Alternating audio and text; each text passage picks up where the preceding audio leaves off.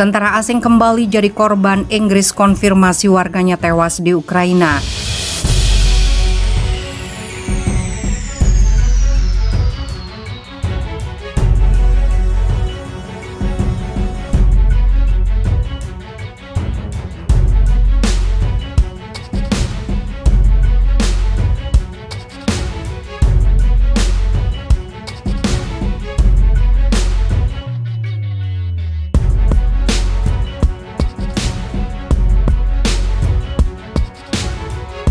Inggris telah mengonfirmasi kematian seorang warganya dan seorang lainnya hilang dalam perang di Ukraina.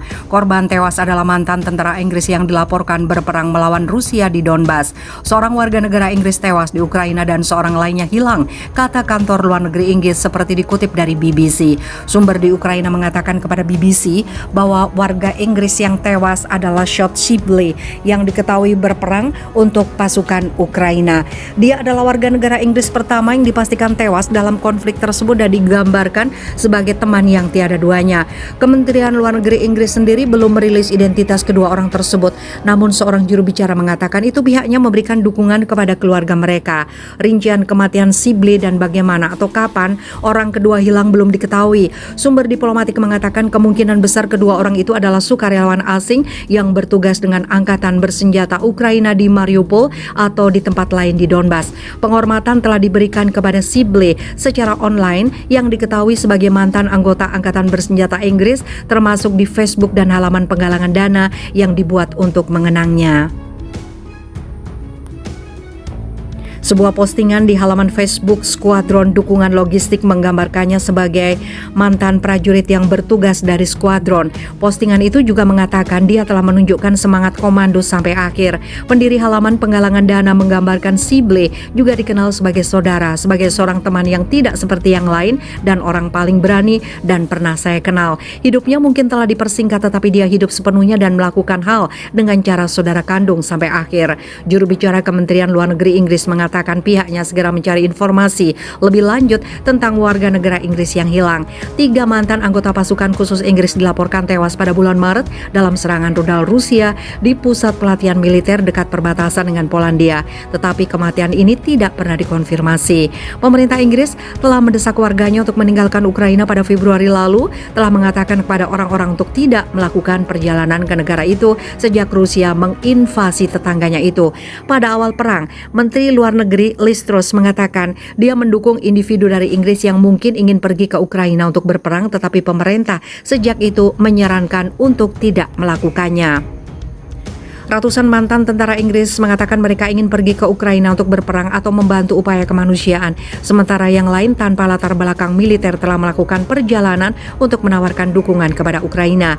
Pihak berwenang di Ukraina memperkirakan bahwa setidaknya 20.000 orang telah datang dari luar negeri untuk bergabung dalam perang melawan Rusia.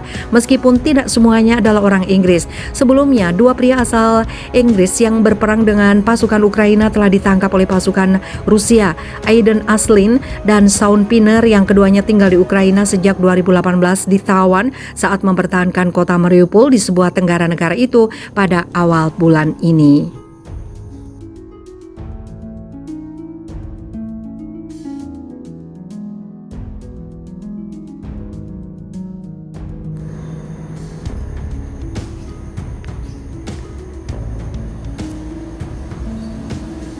Nggak ada takutnya Rusia gempur ibu kota Ukraina di tengah kunjungan Sekjen PBB.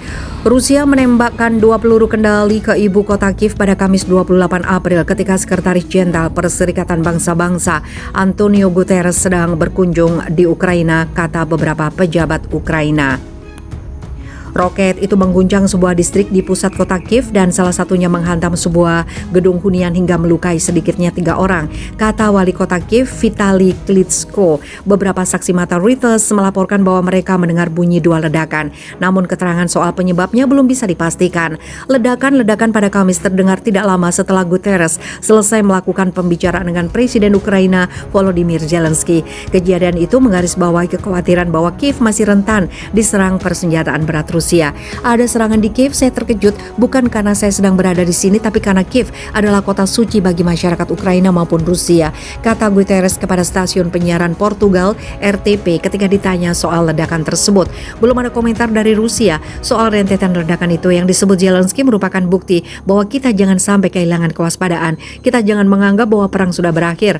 Pembicaraan Guterres dengan Zelensky dipusatkan antara lain pada upaya mengevakuasi para pentempur dan warga sipil Ukraina yang berlindung di sebuah pabrik baja di Mariupol, kota yang terkepung. Kota di Ukraina Timur itu menjadi target utama penyerbuan Rusia di kawasan Donbas. Presiden Rusia Vladimir Putin sementara itu secara prinsip menyetujui keterlibatan PBB dan Palang Merah dalam proses evakuasi pabrik baja. Persetujuan itu mengemuka dalam pembicaraan terpisah yang dilakukan Guterres dengan Putin pada Selasa di Moskow. Para pejabat Ukraina telah menyatakan kekhawatiran bahwa Rusia bermaksud menangkap orang-orang yang masih terjebak di pabrik tersebut. Namun dugaan itu ditepis oleh Moskow. Rusia pada awal April menarik pasukannya dari dekat Kiev setelah gagal menguasai kota tersebut. Sejak itu beberapa pejabat tinggi dari Amerika Serikat dan negara sekutu di Eropa telah melakukan kunjungan ke kota tersebut.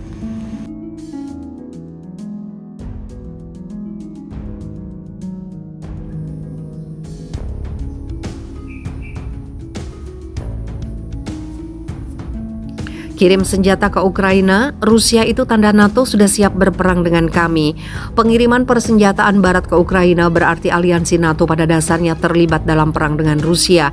Hal ini disampaikan oleh Menteri Luar Negeri Rusia, Sergei Lavrov. Senjata itu akan menjadi target yang sah bagi militer Rusia yang bertindak dalam konteks operasi khusus, kata Lavrov seperti disadur dari Reuters. Fasilitas penyimpanan di Ukraina Barat telah menjadi sasaran lebih dari sekali oleh pasukan Rusia. Bagaimana mungkin tidak? NATO pada dasarnya terlibat dalam perang melawan Rusia melalui negara lain dan mempersenjatai negara itu. Perang berarti perang. Sebelumnya, Departemen Luar Negeri Amerika Serikat menggunakan deklarasi darurat yang pertama kali selama pemerintahan Biden untuk menyetujui kemungkinan penjualan amunisi senilai 160 juta dolar Amerika Serikat atau setara 2,38 triliun rupiah ke Ukraina. Persetujuan penjualan amunisi itu untuk membantu Ukraina mempertahankan diri terhadap invasi Rusia yang sedang berlangsung, kata Pentagon. Pemerintah Ukraina telah meminta untuk membeli berbagai senjata yang disebut sebagai amunisi tidak standar yang merujuk pada amunisi yang tidak sesuai dengan standar NATO. Pentagon mengatakan paket itu dapat mencakup amunisi artileri untuk howitzer, tank, dan peluncur granat seperti peluru 152 mm untuk 2A36 Gietzin, peluru 152 mm untuk meriam D20, FOG-17 untuk peluncur granat otomatis, AGS-17 amunisi 125 mm, HE untuk peluru T-72 dan 152 mm untuk 2A65 MSTA.